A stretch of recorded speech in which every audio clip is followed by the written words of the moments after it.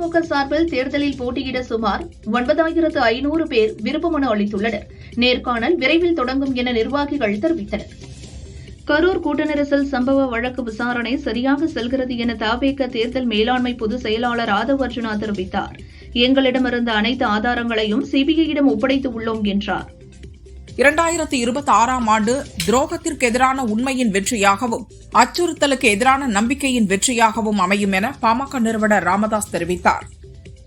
நாட்டின் வளர்ச்சிக்காக அடுத்த தலைமுறை உள்கட்டமைப்பு திட்டங்கள் உருவாக்கப்படுகிறது என பிரதமர் மோடி கூறியுள்ளார். அசாம் மாநிலத்தில் இந்து மக்கள் தொகையின் வளர்ச்சி குறைந்து வருவதால் இந்து தம்பதியர் ஒரு குழந்தையோடு நிறுத்தாமல் குறைந்தது 2-3 குழந்தைகளாவது பெற்றெடுக்க வேண்டும் என ஹிமந்த பிஸ்வ சர்மா வலியுறுத்தியுள்ளார்.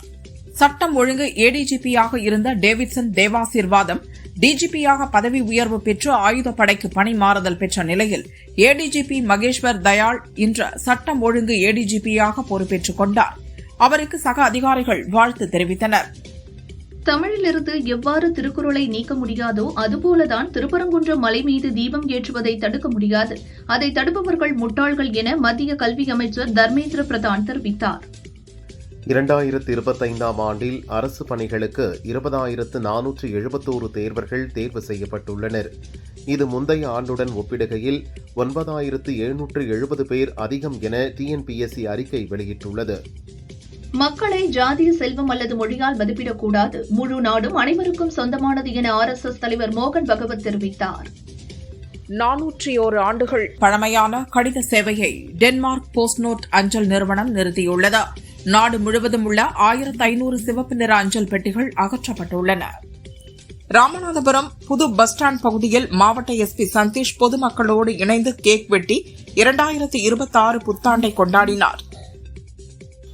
சீனாவில் புத்தாண்டு கொண்டாட்டங்கள் களை கட்டியுள்ளது. டிராகன் வடிவிலான வான வேடிக்கைகள் உள்ளிட்ட பல வண்ண வான வேடிக்கைகள் வானத்தில் வர்ணஜாலம் இடுகின்றன. ஜப்பானில் 2026 புத்தாண்டை முன்னிட்டு மக்கள் கடற்கரையோர கலை நிகழ்ச்சிகளில் கலந்து கொண்டு வான வேடிக்கைகளை கண்டு ரசித்து வருகின்றனர். நவி மும்பையில் புத்தாண்டு கொண்டாட்டங்கள் பாதுகாப்புக்காக 2,500 போலீசார் நிறுத்தப்பட்டுள்ளனர்.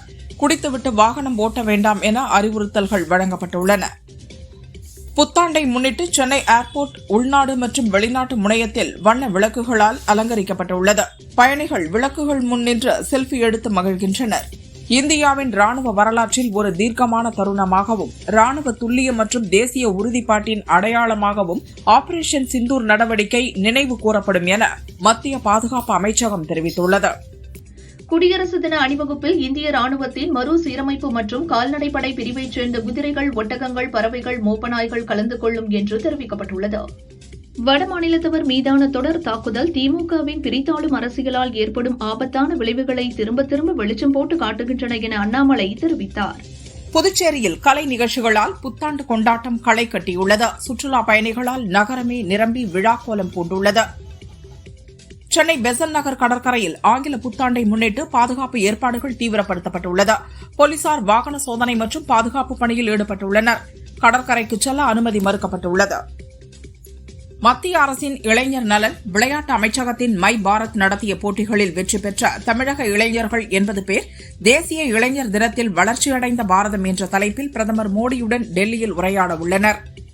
இந்த ஆண்டு சட்டசபை தேர்தல் நடக்கவுள்ளதையொட்டி சிவகாசியில் 370 கோடி ரூபாய்க்கு மேல் கேலண்டர் வர்த்தகம் நடந்துள்ளதால் உற்பத்தியாளர்கள் மகிழ்ச்சியில் உள்ளனர். பொங்கல் பண்டிகையை ஒட்டி அரிசி ரேஷன் அட்டைதாரர்களுக்கு 1 கிலோ பச்சரிசி, 1 கிலோ சர்க்கரை, 1 முழு கரும்பு ஆகியவற்றை வழங்க தமிழக அரசு 248 கோடி ரூபாய் நிதி ஒதுக்கியுள்ளது. உலகிலேயே முதல் நாடாக பசிபிக் பெருங்கடலில் உள்ள கிரிபாட்டி தீவில் இந்திய நேரப்படி 3:30 மணிக்கு 2026ஆம் ஆண்டு புத்தாண்டு பிறந்தது. புத்தாண்டை வரவேற்று கிரிபாட்டி மக்கள் உற்சாகமாக கொண்டாடினர். ஆங்கில புத்தாண்டையொட்டி இன்று மாலை 6 மணி முதல் நாளை காலை 7 மணி வரை சென்னை மெரினா கடற்கரைக்கு செல்ல மாநகர போலீசார் தடை விதித்துள்ளனர். புத்தாண்டை முன்னிட்டு தமிழகம் முழுவதும் 1 லட்சம் போலீசார் பாதுகாப்புக்காக குவிக்கப்பட்டுள்ளனர். மாநிலம் முழுவதும் ரோந்து பணிகளை பலப்படுத்தவும் சோதனை சாவடி அமைத்து கண்காணிக்கவும் பொறுப்பு டிஜிபி வெங்கட்ராமன் சுற்றறிக்கை அனுப்பியுள்ளார். 2026ஆம் ஆண்டின் முதல் ஜல்லிக்கட்டு போட்டி புதுக்கோட்டை மாவட்டம் தச்சங்குறிச்சியில் நடத்த தமிழக அரசு அரசாணை வெளியிட்டுள்ளது. அந்தோணியார் பொங்கல் விழாவை முன்னிட்டு ஜனவரி 3ஆம் தேதி அங்கு ஜல்லிக்கட்டு நடக்கவுள்ளது. தமிழகத்தில் வளர்ச்சி தேக்கமடைந்து ஊழல் அதிகரித்துள்ளது என்றும் திமுக அரசு வாக்குறுதிகளை நிறைவேற்ற தவறிவிட்டது என்றும் மத்திய அமைச்சர் அர்ஜுன் ராம் மேக்வால் குற்றம் சாட்டியுள்ளார். போதைப் பொருளை கட்டுப்படுத்த முடியவில்லை என்றால் சட்டம் ஒழுங்கை காக்க முடியவில்லை என்றால் எதற்கு ஆட்சியில் இருக்கிறீர்கள்? 2026 விடியா ஆட்சியிடமிருந்து தமிழகம் விடுதலை பெறும் ஆண்டாக அமையட்டும் என பழனிசாமி கூறியுள்ளார். தமிழகத்தில் கஞ்சாவே இல்லை என்று வெட்கமே இன்றி கூறும் மாரத்தான் அமைச்சருக்கு ஸ்டான்லி அரசு ஹாஸ்பிட்டலில் இருந்த 3 அடி கஞ்சா செடி தெரியவில்லையா என அதிமுக பொதுச் செயலாளர் பழனிசாமி கேள்வி எழுப்பியுள்ளார். மக்களை பாதுகாக்க வேண்டிய காவலர்களுக்கும் பாதுகாப்பில்லாத அளவிற்கு சட்டம் ஒழுங்கை சீரழித்துள்ளது முதல்வர் ஸ்டாலினின் துருப்பிடித்த இரும்புகரம் என நயினார் நாகேந்திரன் தெரிவித்துள்ளார். சூரஜ் மீது நடத்தப்பட்ட வன்முறை ஆறாத நிலையில் திருத்தணியில் மற்றொரு கொடூரம் நடந்திருக்கிறது. திமுகவின் கண்காணிப்பில் பொது பாதுகாப்பு சரிந்துள்ளது. பொதுமக்களின் பாதுகாப்பு சீர்குலைந்துள்ளதாக அண்ணாமலை குற்றம் சாட்டியுள்ளார். முதல்வர் வசம் இருக்கும் காவல்துறையில் காவலர்களுக்கே பாதுகாப்பில்லை. தீய சக்தி திமுக ஆட்சியில் நடக்கும் குற்றங்களால் அமைதி பூங்காவான தமிழகம் வன்முறை களமாக மாறி வருகிறது என பாஜக எம்எல்ஏ வானதி கூறியுள்ளார். திமுக போதைப் பொருட்களை கட்டுப்படுத்துவதிலும் சட்டம் ஒழுங்கை பாதுகாப்பதிலும் படுதோல்வி அடைந்துவிட்டது. இளைஞர்களை சீரழித்த திமுக தமிழகத்தை தொடர்ந்து ஆளும் தகுதியையும் இழந்துவிட்டது என அன்புமணி கூறியுள்ளார். திருத்தணியில் வடமாநில இளைஞர் மீது கொலைவெறி தாக்குதல் நடத்திய சம்பவம் தமிழகத்திற்கு தலைக்குனிவை ஏற்படுத்தியுள்ளதாக விடுதலை சிறுத்தைகள் கட்சித் தலைவர் திருமாவளவன் கூறியுள்ளார். பொங்கல் பண்டிகைக்கு போதிய அளவு சிறப்பு பஸ்கள் இயக்க நடவடிக்கை எடுக்கப்பட்டுள்ளது. தேவைப்பட்டால் தனியார் பஸ்களையும் ஒப்பந்த அடிப்படையில் இயக்கவும் திட்டமிட்டு உள்ளோம் என அமைச்சர் சிவசங்கர் கூறினார். அரசு ஊழியர்கள் கோரிக்கை தொடர்பாக ககன்தீப் சிங் குழு நேற்று அறிக்கை சமர்ப்பித்த நிலையில் அடுத்த கட்ட நடவடிக்கை குறித்து தலைமைச் செயலகத்தில் அமைச்சர்கள் ஏவவேலு, தங்கம் தென்னரசு, மகேஷ் ஆலோசனை மேற்கொண்டனர். அதிமுக ஆதரவு ஓட்டுகளில் ஒன்று கூட விடுபட்டு விடாதபடி எஸ்ஐஆர் பணிகளை தீவிரமாக கண்காணிக்க வேண்டும் என மாவட்ட செயலாளர்களுக்கு பழனிசாமி அறிவுறுத்தியுள்ளார். காங்கிரஸ் உட்கட்சி பிரச்சினைகளில் கூட்டணி கட்சிகள் தலையிட வேண்டாம் என செல்வ பெருந்தகை வேண்டுகோள் விடுத்துள்ளார். கரூர் நெரிசல் வழக்கு தொடர்பாக டில்லி சிபிஐ அலுவலகத்தில் தாவேகா நிர்வாகிகளிடம் கடந்த 3 நாட்களாக நடந்த விசாரணை நிறைவு பெற்றது. தாவேகா நிர்வாகிகள் ஆனந்த், ஆதவ் அர்ஜுனா, நிர்மல்குமாரிடம் 16 மணி நேரம் விசாரணை நடைபெற்றது குறிப்பிடத்தக்கது. ஜிடிபி குறித்து பிரவீன் சக்கரவர்த்தி கூறியதில் எனக்கு உடன்பாடு கிடையாது. தமிழகத்தை உத்தரப்பிரதேசத்துடன் ஒப்பிடக்கூடாது. அதற்கான காரணத்தை சொல்ல வேண்டிய அவசியம் இல்லை என காங்கிரஸ் மூத்த தலைவர் சிதம்பரம் கூறினார். தங்கம் விலை இன்று காலை சவரனுக்கு ரூபாய் 400 குறைந்த நிலையில் மாலையில் 560 ரூபாய் குறைந்து 99,840 ரூபாய்க்கும், கிராமுக்கு ரூபாய் 70 குறைந்து 1 கிராம் 12,480 ரூபாய்க்கும் விற்பனையாகிறது. வெள்ளி கிராமுக்கு 1 ரூபாய் குறைந்து ரூபாய் 257க்கு விற்கப்படுகிறது. வங்கதேசத்தின் முன்னாள் பிரதமர் கலிதா ஜியாவின் இறுதிச் சடங்கில் கலந்து கொண்ட இந்திய வெளியுறவுத்துறை அமைச்சர் ஜெய்சங்கர் அவரது மகன் தாரிக்கிடம் பிரதமர் மோடியின் இரங்கல் கடிதத்தை வழங்கினார். விஜய்க்கு நல்வாழ்த்துக்கள். அவர் முயற்சி வெல்லாது, இந்தி கூட்டணிதான் வெல்லும், இதில் சந்தேகம் இல்லை என காரைக்குடியில் காங்கிரஸ் மூத்த தலைவர் ப. சிதம்பரம் பேசினார். பொங்கல் தொகுப்பு கரும்புகளை விவசாயிகளிடமிருந்து நேரடியாக கொள்முதல் செய்ய வேண்டும் என தமிழக அரசுக்கு சிபிஎம் மாநில செயலாளர் சண்முகம் வலியுறுத்தியுள்ளார். பிறக்கும் புதிய ஆண்டில் திமுகவின் குடும்ப ஆட்சிக்கு மக்கள் முடிவுரை எழுதி பழனிசாமி தலைமையில் மக்களாட்சியை மலர செய்வார்கள் என அதிமுக முன்னாள் அமைச்சர் உதயகுமார் கூறினார். தமிழக பிள்ளைகளுக்கு சேர வேண்டிய ரூபாய் 2,291 கோடி கல்வி நிதியை விடுவிப்பதை தவிர தமிழகத்தில் நடக்கும் மற்ற எல்லாவற்றிலும் பாரதிய ஜனதா அரசு ஆர்வம் காட்டுவதாக மத்திய அமைச்சர் தர்மேந்திர பிரதான் பேசியதை சுட்டிக்காட்டி கனிமொழி எம்பி விமர்சித்துள்ளார். பொங்கல் கரும்பை இடைத்தரகர்கள் இல்லாமல் அரசே விவசாயிகளிடம் இருந்து நேரடியாக கொள்முதல் செய்ய வேண்டும் என அன்புமணி வலியுறுத்தியுள்ளார். எஸ்ஐஆர் பணிகளில் அதிமுகவினர் சரியாக செயல்படவில்லை என அதிருப்தி தெரிவித்த அக்கட்சியின் பொதுச் செயலாளர் எடப்பாடி பழனிசாமி, கூட்டணியை நான் பார்த்துக் கொள்கிறேன், தொகுதியில் கவனம் செலுத்துங்கள் என நிர்வாகிகளுக்கு அறிவுறுத்தியுள்ளார். தமிழகத்தில் கஞ்சா இல்லை, போதைப் பொருட்கள் புழக்கமில்லை என சொல்வது ஜமுக்களத்தில் வடிகட்டிய பொய் என அதிமுக முன்னாள் அமைச்சர் ஜெயக்குமார் தெரிவித்துள்ளார்.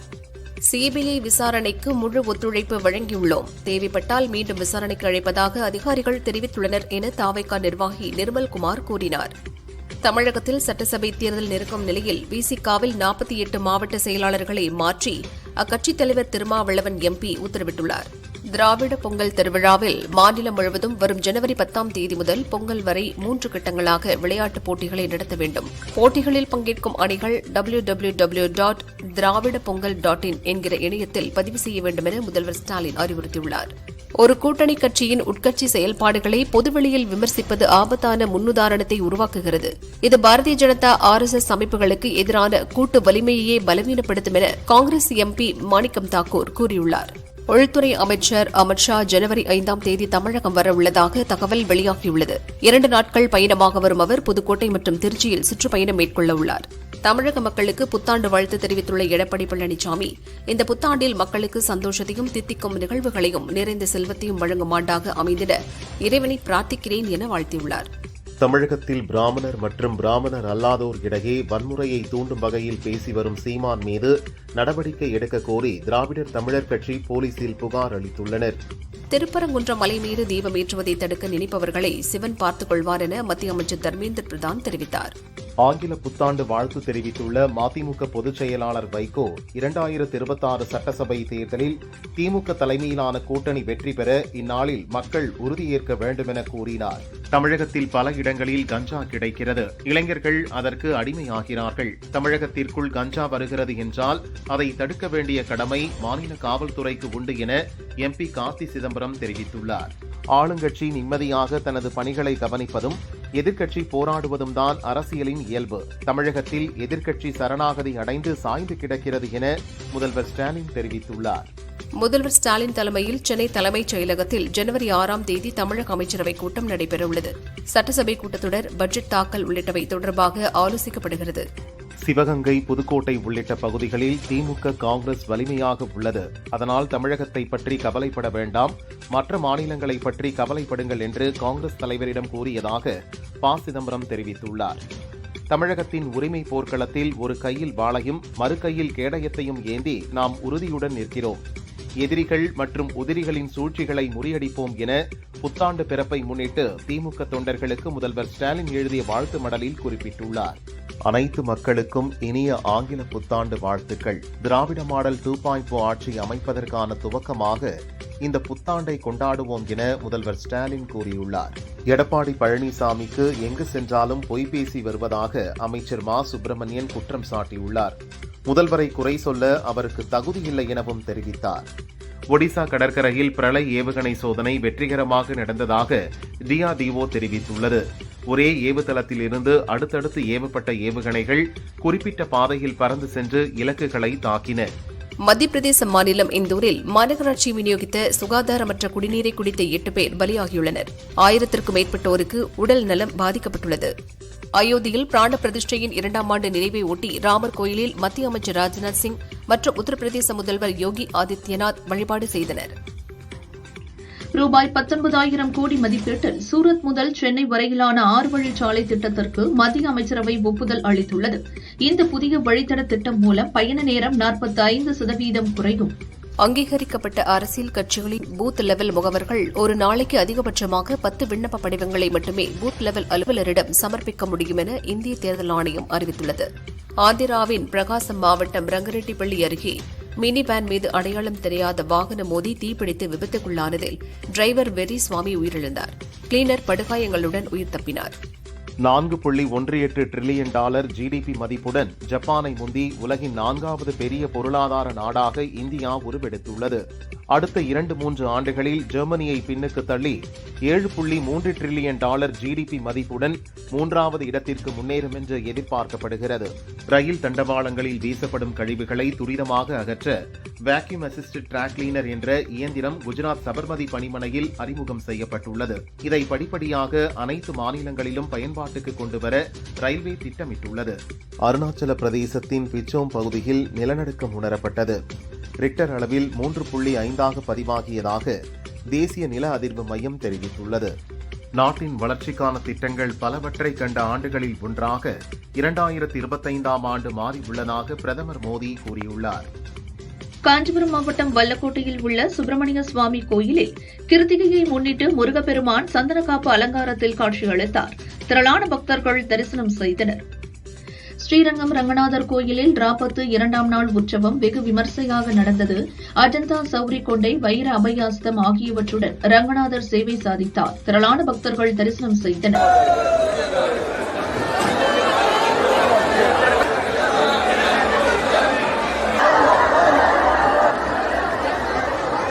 திருத்தணி முருகன் கோயிலில் திருப்படி திருவிழா வெகு விமர்சையாக நடந்தது. பல்லாயிரக்கணக்கான பக்தர்கள் நீண்ட வரிசையில் காத்திருந்து சுவாமி தரிசனம் செய்தனர்.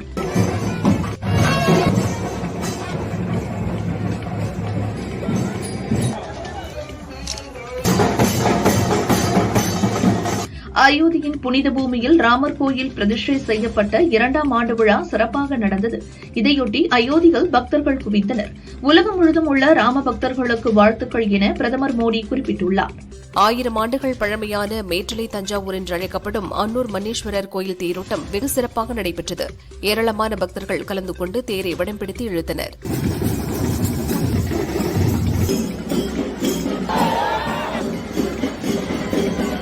சபரிமலையில் இன்று அதிகாலை 3 மணியளவில் மகர விளக்கு பூஜைகள் தொடங்கின.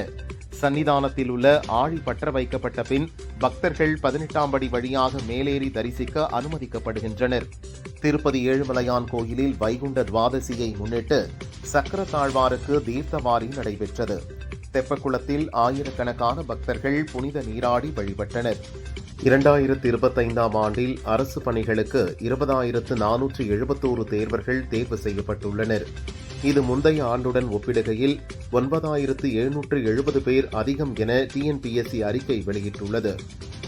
தென்கிழக்கு வங்கக்கடல் பகுதிகளில் நிலவும் வளிமண்டல கீழடுக்கு சுழற்சி காரணமாக கடலோர தமிழகத்தில் ஒரு சில இடங்களிலும் புதுவை மற்றும் காரைக்கால் பகுதிகளிலும் இடி மின்னலுடன் கூடிய லேசானது முதல் மிதமான மழை பெய்யக்கூடும் என சென்னை வானிலை மையம் தெரிவித்துள்ளது.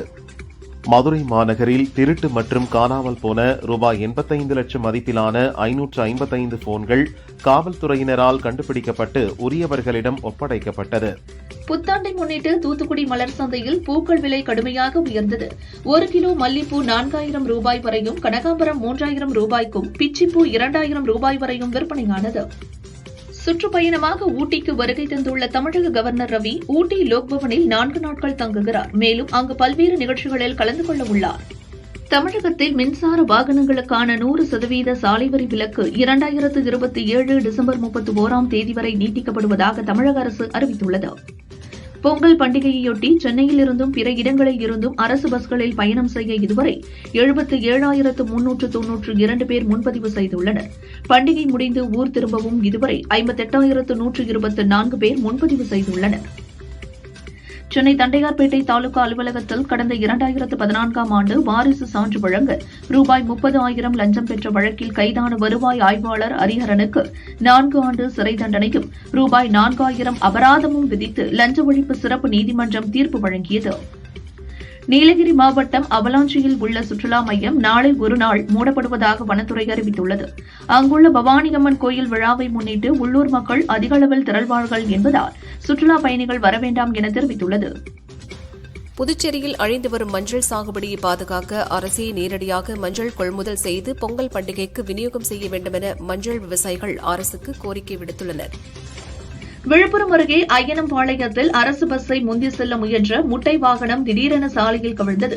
இதில் 2.5 லட்சம் ரூபாய் மதிப்பிலான முட்டைகள் உடைந்து சேதமாகின. டிரைவர் லேசான காயத்துடன் உயிர் தப்பினார்.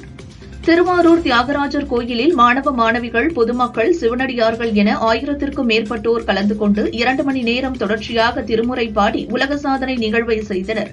அவர்களின் இந்த சாதனை டிவைன் வேர்ல்ட் புக் ஆஃப் ரெக்கார்ட்ஸில் இடம் பிடித்துள்ளது.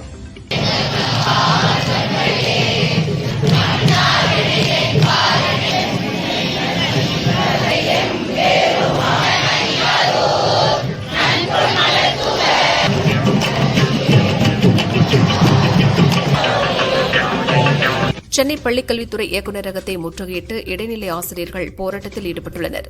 சம வேலைக்கு சம ஊதியம் கோரி தொடர்ந்து 6வது நாளாக போராட்டம் நடத்தி வருகின்றனர். அங்கு போலீசார் குவிக்கப்பட்டுள்ளனர். தமிழகத்தில் வடகிழக்கு பருவமழை தற்போது வரை இயல்பை விட 3% குறைவாக பெய்துள்ளதென வானிலை ஆய்வு மையம் தெரிவித்துள்ளது. திருச்செந்தூர் சுப்பிரமணிய சுவாமி கோயிலுக்குள் அத்துமீறி தமிழக வெற்றிக் கழகத்திற்கு வாக்கு சேகரித்த நபர் மீது கோயில் நிர்வாகம் நடவடிக்கை எடுக்க கோரிக்கை எழுந்துள்ளது. 2025ஆம் ஆண்டின் கடைசி சூரிய உதயத்தை காணும் நோக்குடன் இன்று அதிகாலையிலேயே கன்னியாகுமரியில் ஏராளமான சுற்றுலாப் பயணிகள் திரண்டனர். புதுச்சேரியில் புத்தாண்டு கொண்டாட்டத்திற்கு 2000 போலீசார் பாதுகாப்பு பணியில் ஈடுபட்டுள்ளனர். குழந்தைகளின் கைகளில் பெற்றோர் மொபைல் எண் கொண்ட பட்டை ஒட்டப்படும், குடித்துவிட்டு வாகனம் ஓட்டுபவர்கள் மீது கடும் நடவடிக்கை எடுக்கப்படும், போதை தெளியும் வரை வாகனம் மீண்டும் வழங்கப்படாது என அம்மாநில டிஐஜி சத்யசுந்தரம் எச்சரிக்கை விடுத்துள்ளார். 2025ஆம் ஆண்டு நிறைவடையும் நிலையில் 2026ஆம் ஆண்டு ஆங்கில புத்தாண்டை வரவேற்கும் வகையில் கூகுள் சிறப்பு டூடூலை வெளியிட்டுள்ளது. தமிழகத்தில் 2,22,00,000 குடும்ப அட்டைதாரர்களுக்கு பச்சரிசி, வெல்லம், ஏலக்காய், முந்திரி, நெய் உள்ளிட்டவை அடங்கிய பொங்கல் பரிசு தொகுப்பு விரைவில் வழங்க தமிழக அரசு திட்டமிட்டுள்ளது. புத்தாண்டை முன்னிட்டு சென்னையில் பொதுமக்கள் அதிகம் கூடும் இடங்களான மெரினா, பெசநகர், திருமான்மியூர், பாலவாக்கம் கடற்கரைகள் உள்ளிட்ட இடங்களில் உயிரிழப்புகள் ஏற்படாமல் தடுக்க தடுப்பு வேலிகள் அமைக்கப்பட்டுள்ளன. பருத்தி வீரன் படத்தில் ஊரோரம் புளியமரம் என்ற பாடலை பாடிய கிராமிய பாடகி லட்சுமி அம்மாள் உடல்நலக் குறைவால் இன்று காலமானார். அவருக்கு வயது 75. அவரது மறைவுக்கு திரையுலகினர் இரங்கல் தெரிவித்து வருகின்றனர். தமிழகத்தில் ஐபிஎஸ் அதிகாரிகள் 70 பேர் பணியிட மாற்றம் செய்யப்பட்டுள்ளனர். இதில் 3 ஏடிஜிபிக்கள், 7 ஐஜிக்கள், 3 டிஐஜிக்கள், 15 எஸ்பிக்கள், 2 கூடுதல் எஸ்பிக்கள் என மொத்தம் 30 பேருக்கு பதவி உயர்வு வழங்கப்பட்டுள்ளதாக தமிழக அரசு அறிவித்துள்ளது. புத்தாண்டை முன்னிட்டு சென்னையில் 19,000 போலீசார் பாதுகாப்பு பணியில் ஈடுபட உள்ளனர். நட்சத்திர ஹோட்டல்களில் ஆட்டம் பாட்டத்திற்கு கடும் கட்டுப்பாடு விதிக்கப்பட்டுள்ளது. பட்டாசு வெடிக்கவும், கடலில் இறங்கவும் தடை விதிக்கப்பட்டுள்ளது. தமிழகத்தில் சத்யபிரதா சாஹூ, ஹர்சஹாய் மீனா உள்ளிட்ட 9 IAS அதிகாரிகள் பணியிட இடமாற்றம் செய்யப்பட்டுள்ளதாக தலைமைச் செயலாளர் முருகானந்தம் அறிவித்துள்ளார். அரியலூர் அரசு கல்லூரி மாணவரான விஸ்வா நண்பர்களுடன் 2 வீலரில் சென்றபோது அரசு பஸ்ஸை முந்தி செல்ல முயன்றுள்ளனர். அப்போது ஏற்பட்ட விபத்தில் பஸ் சக்கரத்தில் சிக்கி விஸ்வா ஸ்பாட்டிலேயே பரிதாபமாக இறந்தார். போலீஸ் விசாரணை நடக்கிறது. சென்னை திருவிக நகரில் கஞ்சா விற்பனையில் ஈடுபட்ட 4 இளைஞர்களை போலீசார் கைது செய்தனர். அவர்களிடமிருந்து 2 கிலோ கஞ்சா, ஒரு ஆட்டோ பறிமுதல் செய்யப்பட்டது. சவுதி அரேபியாவில் இருந்து ஜீன்ஸ் பேண்டின் இடுப்பு பட்டையில் மறைத்து தில்லி ஏர்போர்ட்டுக்கு கடத்தி வரப்பட்ட 196.5 கிராம் தங்க பசை பறிமுதல் செய்யப்பட்டது. பயணியிடம் சுங்கத்துறை அதிகாரிகள் விசாரிக்கின்றனர். சிதம்பரத்தில் ரூபாய் 3 லட்சம் மதிப்புள்ள 35 கிலோ கவரிங் நகைகள் திருடப்பட்டுள்ளது. நகைகளை ஒரு வாகனத்தில் வைத்துவிட்டு சென்ற நிலையில் அதை வெகுநேரம் நோட்டமிட்ட ஒரு மர்ம நபர் அதை திருடிச் சென்ற சிசிடிவி வெளியாகியுள்ளது. விசாரணை நடக்கிறது. தென்காசி மாவட்டம் பாவூர் சத்திரம் பகுதியில் உள்ள மளிகை கடையின் பூட்டை உடைத்து 1.50 லட்சம் ரூபாய் மதிப்பிலான சிகரெட் பாக்கெட்டுகளை திருடிய மர்ம நபர்கள் அருகில் இருந்த 2 கடைகளிலும் திருடிவிட்டு தப்பினர்.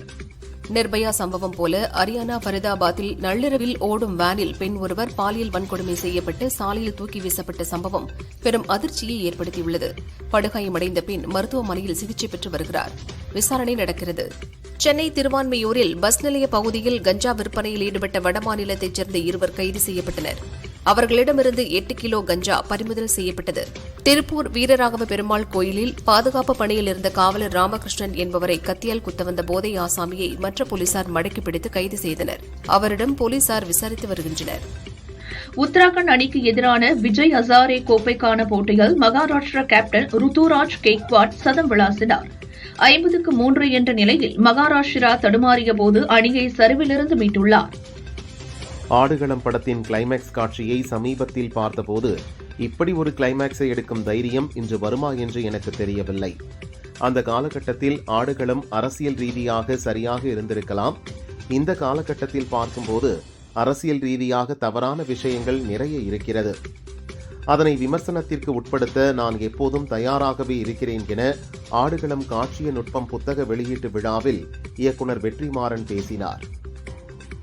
படம் வெளியான பிறகுதான் என்னுடைய பங்கு இருக்கிறதா இல்லையா என்பது தெரியும். அதுவரை இதை விஜய் படமாகவே கருதுவோம் என ஜனநாயகன் படம் ரீமேக்கா என்ற கேள்விக்கு பகவந்த் கேசரி பட இயக்குனர் அனில் ரவிபுடி பதில் அளித்துள்ளார். காந்தாரா சாப்டர் 1 படத்தின் வெற்றியை தொடர்ந்து இந்திய அளவில் கவனிக்கப்படும் ஹீரோயினானார் நடிகை ருக்மணி வசந்த். தற்போது யஷ் நடிப்பில் டாக்ஸிக், பிரசாந்த் நீல் இயக்கத்தில் NTR நடிக்கும் படங்களில் நடித்து வரும் அவர் அடுத்ததாக புஷ்பா இயக்குநர் சுகுமார் இயக்கத்தில் ராம்சரண் நடிக்கும் 17வது படத்திலும் கமிட் ஆகியுள்ளார்.